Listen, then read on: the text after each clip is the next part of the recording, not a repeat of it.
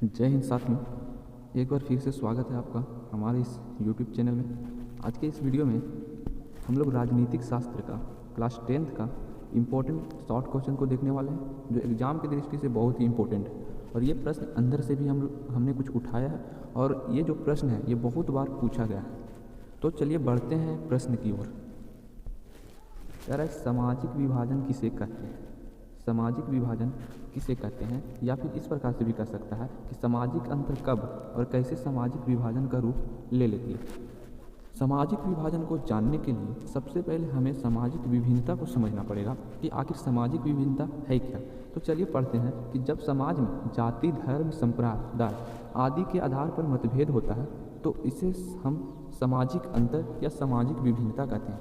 मतलब ये हुआ कि जब समाज में धर्म, जाति, नस्ल, लिंग के आधार पर विभेद होता है तब हम इसे सामाजिक विभिन्नता या सामाजिक अंतर कहते हैं। और जब इस तरह की सामाजिक अंतर अन्य अंतरों से महत्वपूर्ण हो जाता है और लोगों को लगने लगता है कि वे दूसरे समुदाय के हैं, तब ऐसी स्थिति में सामाजिक विभाजन उत्पन्न होती है या सामाजिक विभाजन कहलाती है। जैसे अमेरिका में श्वेत अश्वेत का अंतर सामाजिक विभाजन है। इस प्रकार भारत में भी देखा जा सकता है कि तमिल में तमिलों और मराठों का अंतर भी सामाजिक विभाजन है। सामाजिक विभाजन के आधार पर ही देश का विभाजन होता है, राज्य में या फिर अन्य कारणों से। दूसरा प्रश्न हमारा कह रहा है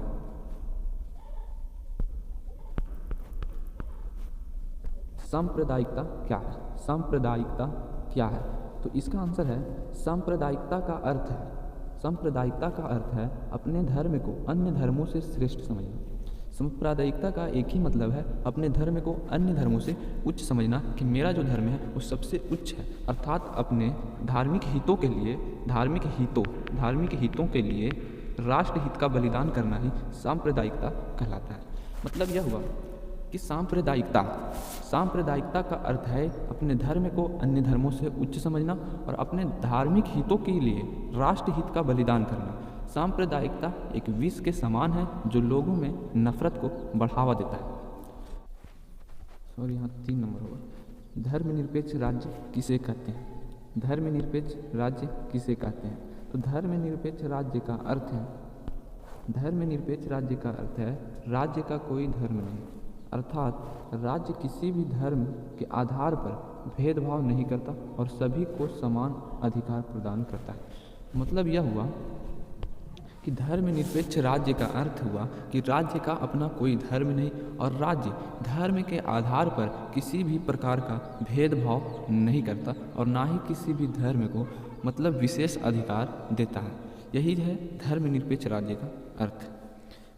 यहाँ पे कह रहा है सत्ता की साझेदारी से आप क्या समझते हैं? सत्ता की साझेदारी से आप क्या समझते हैं? सत्ता की साझेदारी मतलब सत्ता का बंटवारा। सत्ता के बंटवारा से आप क्या समझते हैं? तो इसका सिंपल आंसर है सत्ता की साझेदारी शासन की एक पद्धति है जिसमें समाज के सभी समुदाय के लोग हिस्सेदार बनते हैं। या दूसरे शब्दों में इस तरह से भी लिखा जाता है, जब कोई भी व्यक्ति सरकार के कार्यों में प्रत्यक्ष या अप्रत्यक्ष रूप से भाग लेता है तब हम उसे सत्ता की साझेदारी कहते हैं। आगे कह रहा है सामाजिक विभाजन के निर्णायक तत्व कौन कौन से हैं? सामाजिक विभाजन के निर्णायक तत्व कौन कौन से हैं? तो उत्तर में सामाजिक विभाजन के 3 निर्णायक तत्व हैं।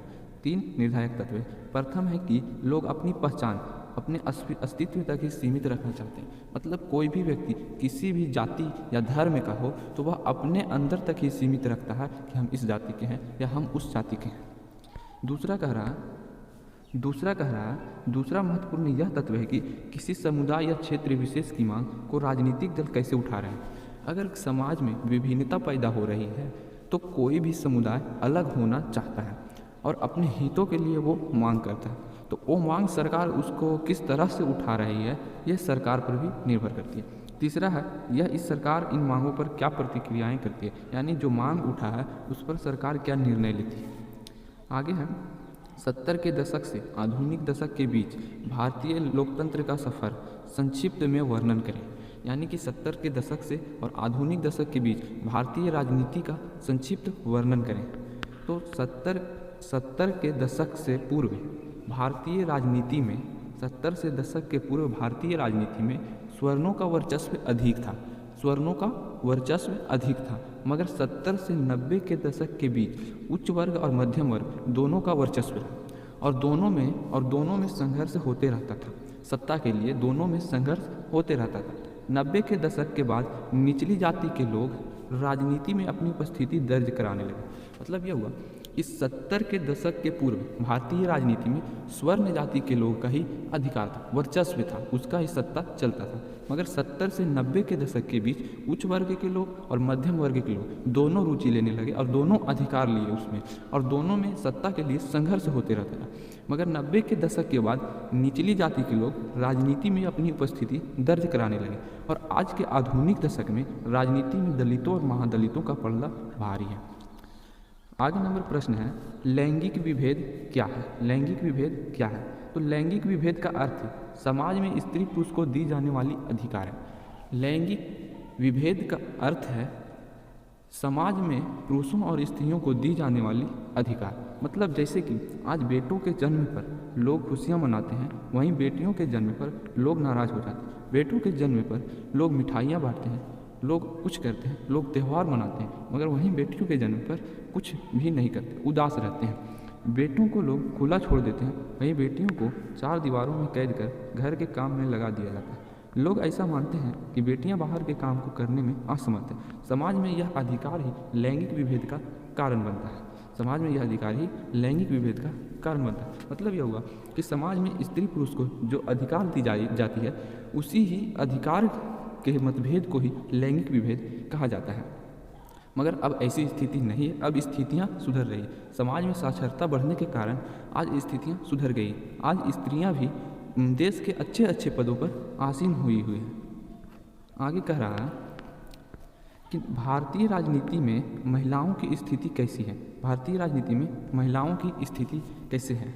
तो आज हम जान रहे हैं कि बिहार में तो सीटों का बंटवारा कर दिया, यानी कि महिलाओं के लिए 50% आरक्षण कर दिया गया है, लेकिन लोकसभा में ऐसी व्यवस्था अभी तक नहीं है। महिला मांग कर रही है कि हमें 50% आरक्षण दी जाए, लेकिन सरकार सोच रही है क्यों ना अभी 30% ही दिया जाए। इसी के लिए संघर्ष चल रहा है। तो प्रश्न की ओर बढ़ते हैं। वर्तमान भारतीय राजनीति में महिलाओं के प्रतिनिधित्व की स्थिति सही नहीं है।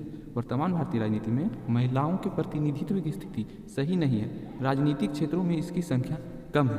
राजनीतिक क्षेत्रों में इसकी संख्या बहुत ही कम है। लोकसभा में इसकी संख्या कुल संख्या का मात्र 10% है। यानी कि लोकसभा में जितने भी सांसद हैं उन सभी का मात्र 10% ही महिलाएं हैं। यहाँ राजनीति पर पुरुषों का आधिपत्य है। और ऐसा भी है कि मतलब जो देश भारत है वो अन्य देशों की तुलना में महिलाओं के प्रतिनिधित्व में सबसे नीचे है और यहाँ की राजनीति पर पुरुषों का अधिकार है। इसलिए ये कहा जा सकता है कि भारतीय राजनीति में महिलाओं की स्थिति नगण्य है। महिलाओं की स्थिति नगण्य है। आज हम लोग 8 प्रश्न को देखें और इसी के साथ इस वीडियो को एंड करते हैं।